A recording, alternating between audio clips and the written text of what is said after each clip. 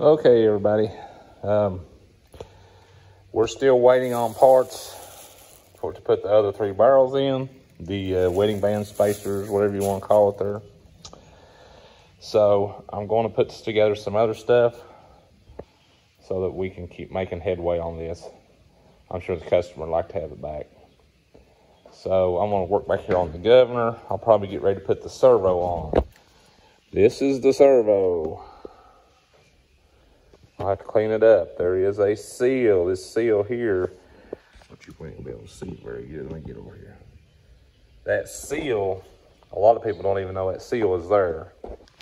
But anyway, so we'll replace that seal, bolt it up, get it hooked back into the rack, and probably clean up the inner housing, governor housing, and put it on. All right, let's get started. Okay, see this groove here, this land cut out in this, let me pull this out.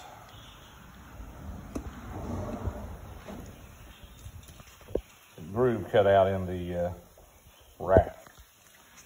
Okay, this slides over it.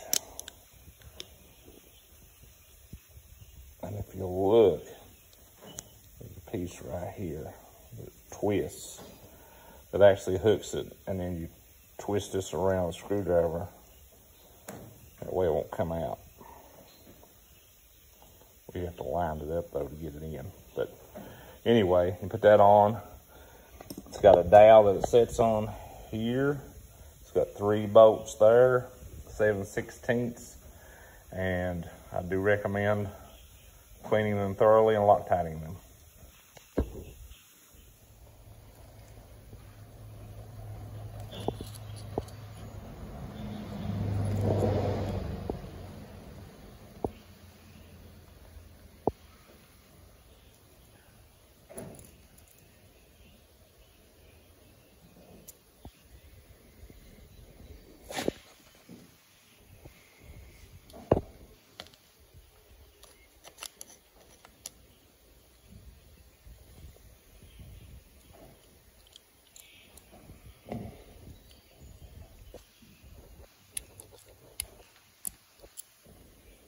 I don't know if you can see that. Just making sure that's latched in and turned a little bit. Okay, so the little C-clip slides in, it hooks the back of the rack. That sits on a dowel. Sometimes you have to flip this flipper into this groove in order for it to set all the way in. See how that works? Okay, let me get my bolts and we'll bolt her up. Okay, so this is our inner governor housing. Okay, this is where your fuel screws are for turning the fuel up or down. This is where your continuity probe touches for when you're setting the fuel settings. And the whole reason I'm videoing this is I want to show how these fuel screws work. These fuel settings will have to be set. It's illegal to tamper with them due to emissions, but I'm going to show you prior to setting how this works, okay? So the first screw, it rides on your torque spring. It's just a little metal spring. It's a flat piece of steel. So as you're pulling, as you're driving, your air-fuel ratio, as your boost increases, it lets you have more fuel to compensate. And it pulls against this spring, okay? Let me back this one on out so you can see clearer. So it's pulling against this spring. The second screw is your stop. So you'll notice as it pulls against that spring, once it reaches a certain point, it hits a stop and it won't let it go no further. Okay, there are different thicknesses of these springs. I know the earlier model cats, sometimes if you throttle it down hard, it would tack up high and kind of bounce. until it finally settled. And that was usually because the torque spring was too stiff. Okay. A lot of people like to go with a flimsy torque spring so it will allow it to have more fuel quicker, but your stop still stops it eventually, you know. So I do not encourage you in any way to adjust on your fuel, but backing these out allows you to have more travel. Running them in is turning the fuel down, if that makes any sense. But that right there, those, you have to reach through your governor housing right here to adjust when all this is together. Keep in mind, nothing's been cleaned up yet.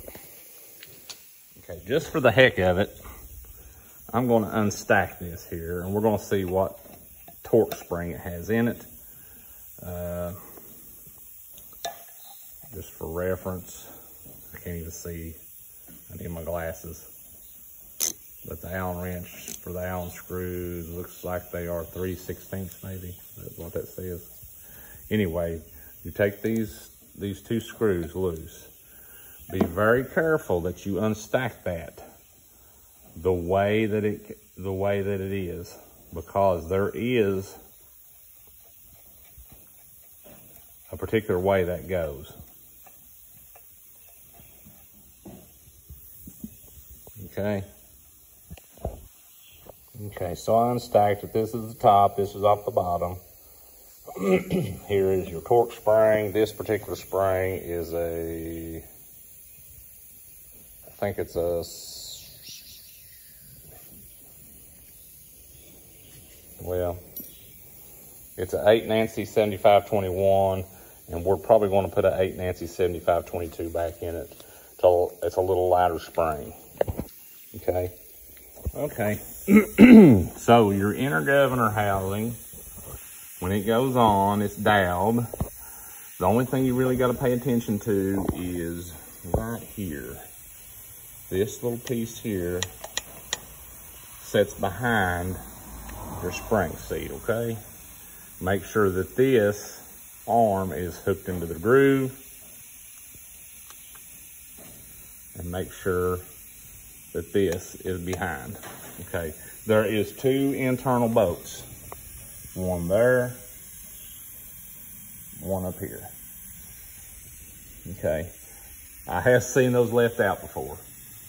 So, 2 different lengths, 7/16. They are internal bolts. I would recommend Loctiting, cleaning and Loctiting. Here's your outer governor housing. I have done disassembled it, but it is in dire need of cleaning. I've got to take this throttle shaft out. There's a seal on behind this. In order to, and it's an oil leaker. This is the throttle shaft seal. It'll usually leak. This is the shutdown shaft, the manual shutdown. It usually leaks. There's a seal behind both of them. I have seen people change this seal without pulling the shaft, but I'm going to recommend to do it and do it right. You need to pull this shaft out, which ain't a big deal. You pull this governor housing off, and in here there's a clip and a spring, and you just slide your shaft out. Then you can put the seal in correctly. Okay, this throttle shaft, in order to get it out, you pull your governor housing off, you pull this one bolt. It's a 9/16 head, 3/8 bolt. When you take that loose, this shaft slides out. Pay attention to the orientation of this, the arm, and there is a small half moon keeper inside this that sits in the shaft. Okay, so be careful, don't lose that stuff. Those are your 2 big oil leakers. Also,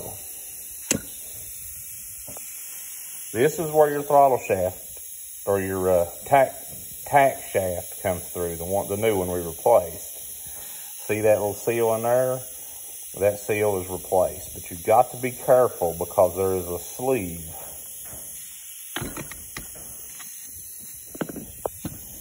this sleeve right here has a certain depth. If you driving the seal in and this sleeve moves, it is possible to restrict the oil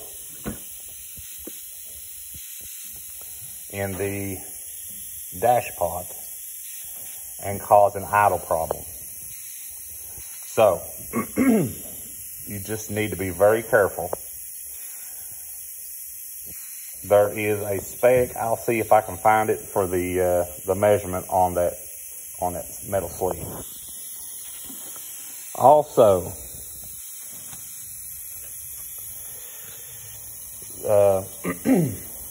they make a plastic cover for those that does not use a manual tack. They make a plastic cover with a seal that goes in here and bolts on.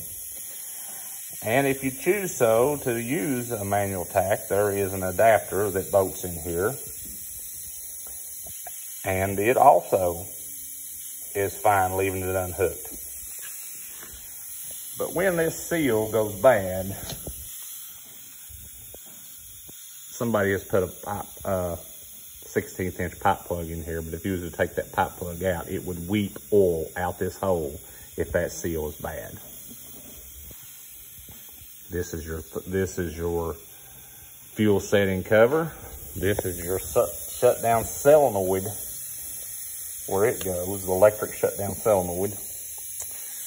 This is your RPM screw and cover. That's to set your max RPM. You set your idle by your Jake switch, it screws in here. That's how you adjust your idle up and down. But to adjust your maximum RPMs, right here, this screw right here. You don't want to tack a lot of RPMs on these old diesel engines. You don't need to. It builds most of its power down low. This here is where your air-fuel ratio mounts. It also can be an oil leaker because it has pressure oil fed to it. I've got the air-fuel ratio took apart right now. Okay, so I'm gonna have to clean all this up. Mostly all this is just oil leaking stuff to make a nice clean pump. But there is a little bit of technical stuff. So. Do you remember the 8 Mary 9141 part number I was telling you about, the spring? It goes right on here. Fits right in that little groove there. Okay. Here is a seat, and there's actually 2 little spring type washers that sets on this. Okay. Spring seat, washer, spring washer, regular washer, spring washer. Then this sets. Did you see that? Spring washer, regular washer, spring washer. And that goes up here on this, like so. Then when this goes on,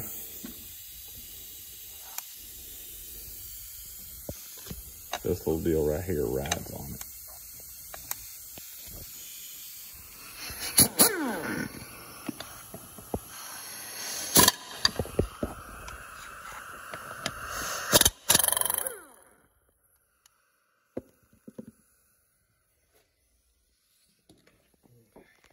There's the bolt.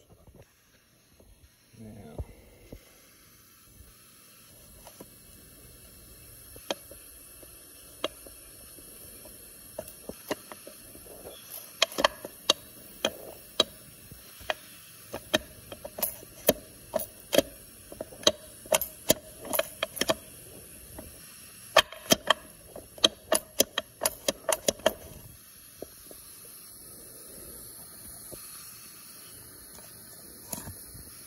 okay, here was the problem. I had to line it up. There is a groove for that little, see the little keeper there, half moon keeper. It has to slide through. So here is your throttle shaft. Here's this.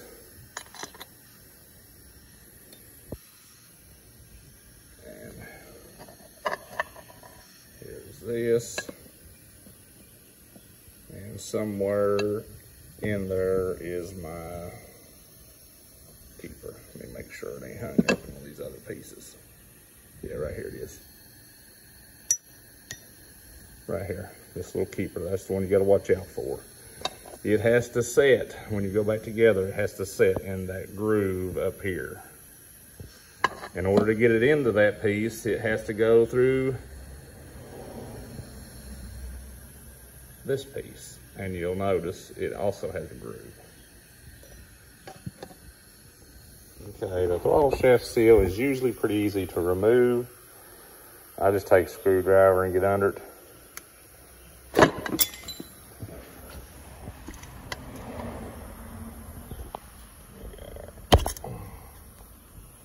Just like so. There it is. Sorry. So now, pretty well everything needs to be cleaned up thoroughly on this thing, and then we'll start building back together. That'll be a different video.